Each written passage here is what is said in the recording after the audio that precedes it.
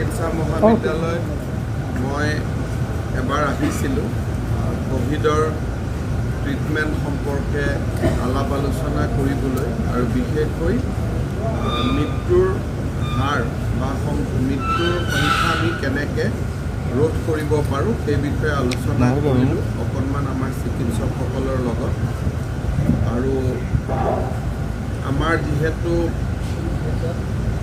8 আৰু 12 তাৰিখৰ ভিতৰত দুখনকৈ ডাঙৰ হস্পিটেলৰ কাম আৰম্ভ হ'ব।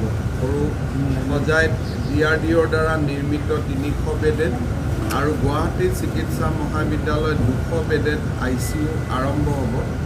500 হস্পিটেলৰ কাৰণে আমাক পৰ্যাপ্ত চিকিৎসক লাগিব।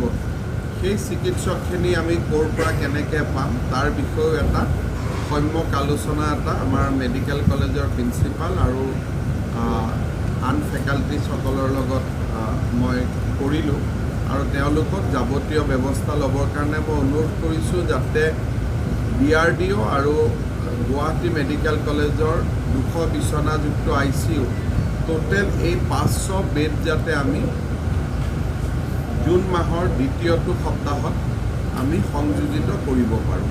মিলন ব্ৰেণ্ডৰ দ্বাৰা উৎপাদিত মছলা, চাহপাত, ধূপকাঠি, ফিনাইল আৰু আচাৰ হৈছে অতি উন্নত মানৰ। অসমৰ প্ৰতিখন জিলাত ডিলাৰ আৰু ডিষ্ট্ৰিবিউটৰৰ বাবে যোগাযোগ কৰক। মিলন ব্ৰেণ্ডৰ দ্বাৰা উৎপাদিত মছলা, চাহপাত, ধূপকাঠি, ফিনাইল আৰু আচাৰ হৈছে অতি উন্নত মানৰ।